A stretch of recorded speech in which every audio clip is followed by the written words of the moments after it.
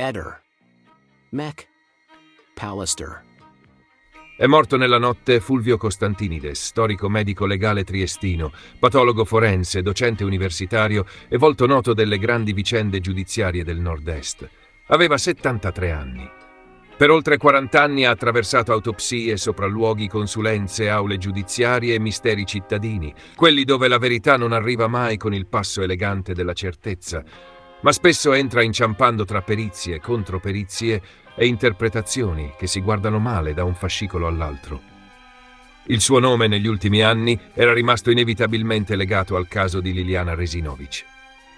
Fu lui, il 5 gennaio 2022, a esaminare per primo il corpo della donna nella boscaglia dell'ex ospedale psichiatrico di Trieste. Una scena destinata a diventare una delle più discusse della cronaca italiana. Sacchi, sacchetti, corpo ritrovato dopo settimane di ricerche, una città sospesa e una domanda enorme, piazzata lì come un mobile ingombrante in mezzo al salotto. Suicidio, omicidio o qualcosa che qualcuno non ha saputo leggere subito. Costantinides firmò, insieme al dottor Fabio Cavalli, la prima relazione medico-legale e radiologico-forense.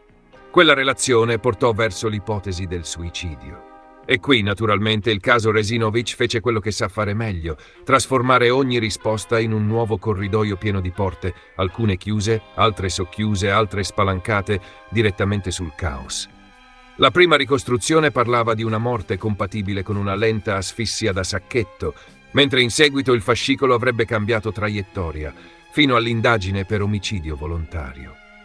Poi è arrivata la nuova consulenza coordinata dalla professoressa Cristina Cattaneo e il tavolo si è ribaltato con la delicatezza di un armadio caduto dalle scale. Secondo quella nuova valutazione, Liliana sarebbe morta con elevatissima probabilità il giorno della scomparsa, il 14 dicembre 2021, e la causa sarebbe stata un'asfissia meccanica esterna, quindi una dinamica omicidiaria, non il suicidio ipotizzato nella prima fase. Insomma, stessi resti. Stesso corpo, stessa donna, ma due letture opposte.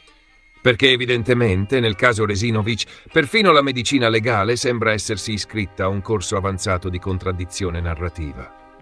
Costantinides però aveva sempre difeso il proprio lavoro. Nell'intervista rilasciata nel 2025 aveva spiegato di aver pensato subito al suicidio, precisando che poi erano stati svolti tutti i rilievi ritenuti possibili. Aveva anche respinto l'idea che la presenza dei sacchetti fosse di per sé incompatibile con una dinamica suicidaria, sostenendo che casi simili non fossero così rari come l'opinione pubblica tende a immaginare. E qui il pubblico naturalmente si è diviso come sempre. Da una parte chi vedeva una spiegazione tecnica, dall'altra chi sentiva il rumore di una porta chiusa troppo in fretta. La sua posizione era chiara. Secondo lui, nella prima fase dell'inchiesta era stato fatto ciò che si poteva fare con gli elementi disponibili in quel momento. Aveva ricordato che sul luogo del ritrovamento erano intervenute più figure, dalla scientifica ai vigili del fuoco, e aveva escluso di avere ripensamenti sostanziali sul proprio operato. Aveva anche sostenuto che le consulenze medico-legali possono arrivare a interpretazioni diverse, pur partendo dagli stessi elementi. Ed ecco servita la frase perfetta per riassumere il caso Resinovic. Gli elementi sono gli stessi, ma la verità cambia stanza ogni volta che qualcuno apre una porta. Con la morte di Costantinides, il caso perde una delle voci più importanti della sua prima fase. Ma attenzione, non perde le domande. Quelle restano tutte lì, in fila, educate ma pesantissime. Perché il punto non è trasformare la scomparsa del medico legale in un processo postumo, esercizio tanto comodo quanto inutile. Il punto è ricordare che il caso Resinovic continua a vivere proprio dentro il contrasto tra la prima lettura e la seconda, tra il suicidio ipotizzato all'inizio e l'omicidio indicato dalla successiva consulenza. Un contrasto che non si può liquidare con una scrollata di spalle, come se fosse una divergenza sul colore delle tende. Il vostro detective lo sa bene. Nelle storie di cronaca nera, soprattutto in quelle diventate simbolo, la prima interpretazione pesa. Pesa perché orienta, perché indirizza, perché costruisce abitudini investigative. Se una scena viene letta in un modo, tutto il resto rischia di sistemarsi attorno a quella lettura, come i parenti al pranzo di Natale quando nessuno vuole litigare, ma tutti hanno già il coltello in mano. Nel caso Resinovic, la prima ipotesi suicidaria ha accompagnato a lungo il fascicolo. Poi è arrivata la nuova consulenza e il quadro si è fatto improvvisamente molto meno pacifico. Costantinides era un professionista stimato, autore di numerose pubblicazioni e docente universitario. Nel 2012 veniva già presentato come medico legale consulente presso la Corte d'Appello di Trieste, docente universitario e autore di oltre 100 pubblicazioni attinenti alla sua professione.